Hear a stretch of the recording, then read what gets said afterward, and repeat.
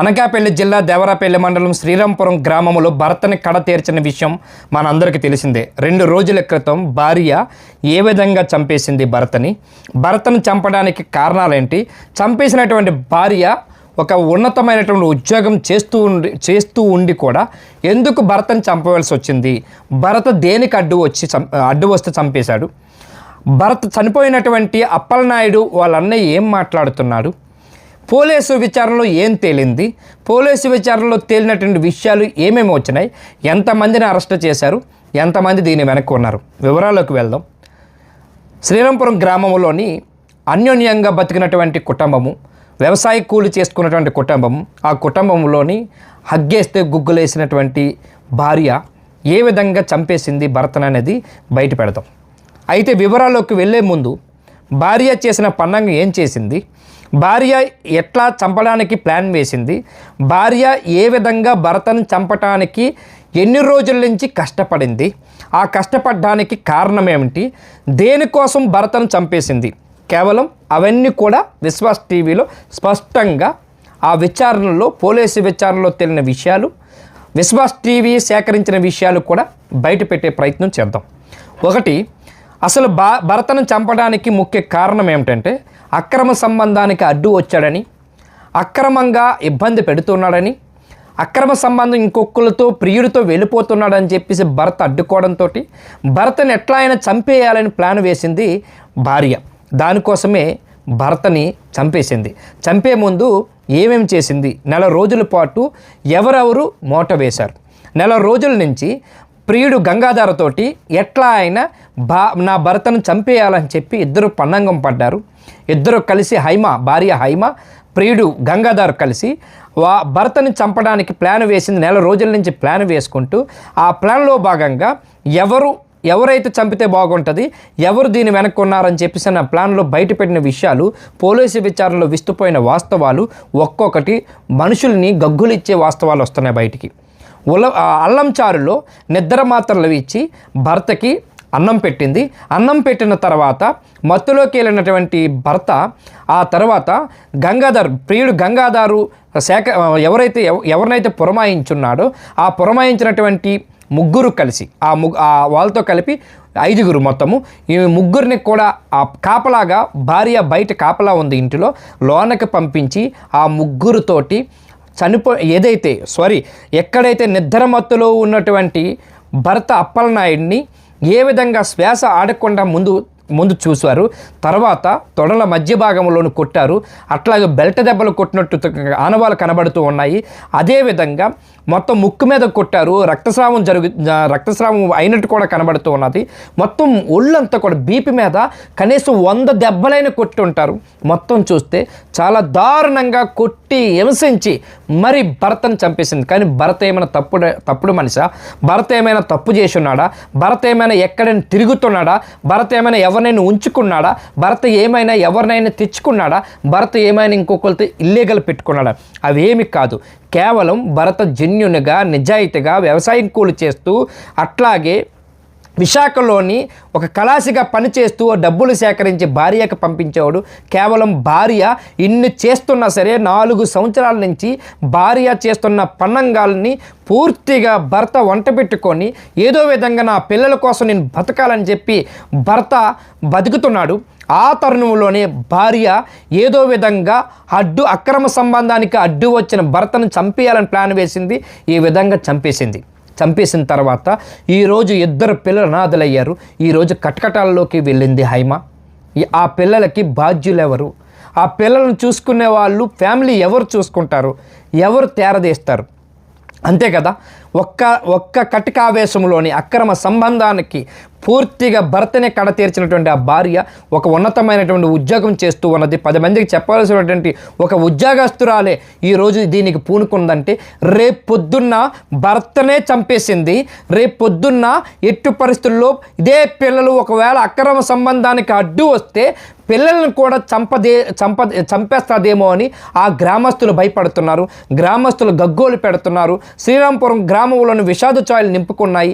ఒక పక్క ఆ గ్రామంలోని ఎప్పుడు కూడా నిజాయితీగా నీతిగా నిబద్ధతతో పనిచేసి ఆయన కుటుంబం కోసం ఆయన కుటుంబం కోసం బతుకుతున్నటువంటి అప్పలనాయుడిని చంపేసినటువంటి ఘటన ఆ గ్రామంలో రోదనలు వినబడుతున్నాయి. ఆ గ్రామంలో అందరూ కూడా రోధిస్తూ ఉన్నారు.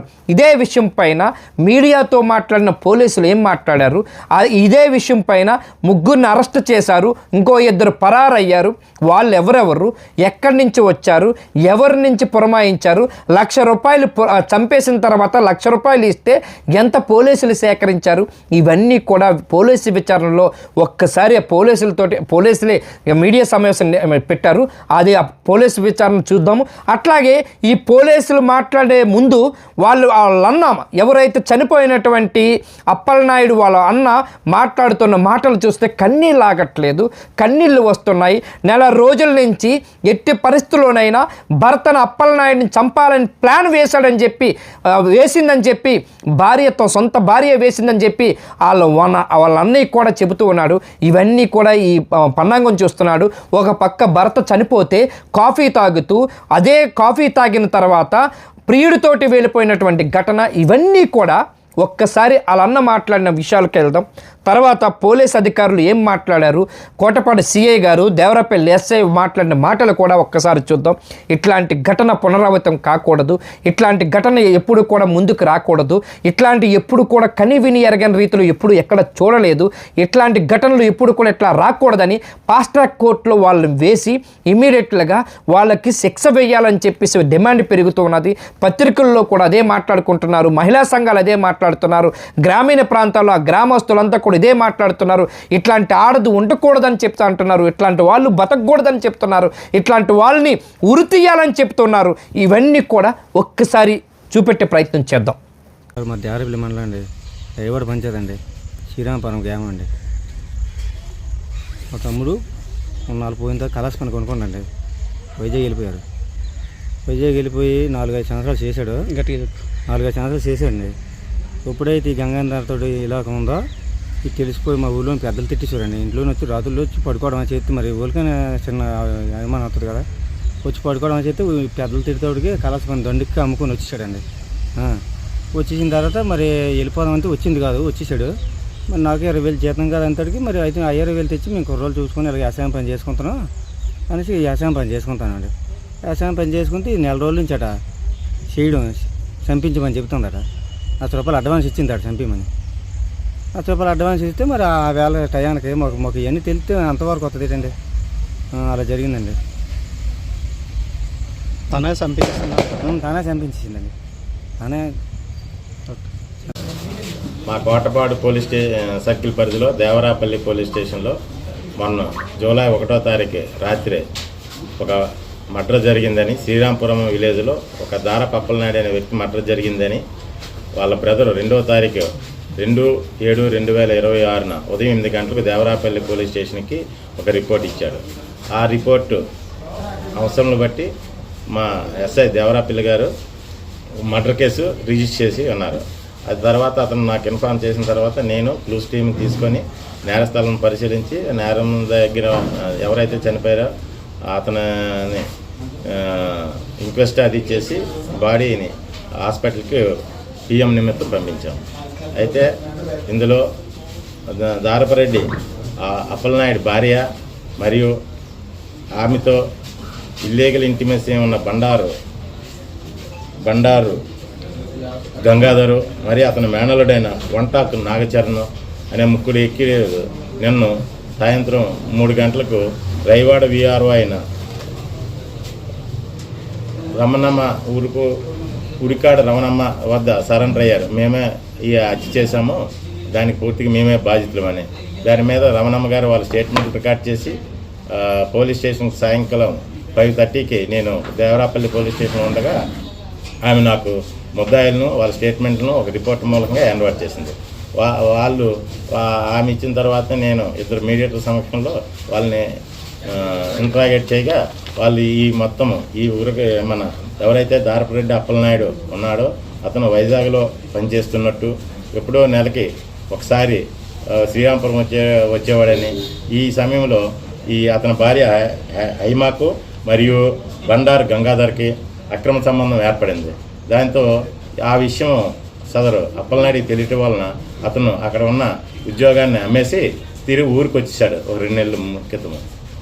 అయితే ఇతను వచ్చిన తర్వాత వాళ్ళిద్దరూ శారీరకంగా కలడానికి ఇబ్బంది అవుతుందనే ఉద్దేశంతో అతను ఎలాగైనా చంపాలని నిర్ణయించుకొని ఎవరైతే గంగాధర్ మేనాలుడు ఉన్నాడో చరణ్ని తో ఇంక చంపాలి, ఎంత అయినా పర్వాలేదంటే అతను 1 లక్ష రూపాయలు అవుతుందని చెప్తే వైజాగ్ నుండి 2 కుర్రోళ్ళు తీసుకొని వచ్చి చరణ్ 1/7 రాత్రి 12 గంటల సమయంలో ఇంట్లో మంచం మీద పడుకున్న అప్పలనాయుడును పీక నొక్కి చంపేశారు.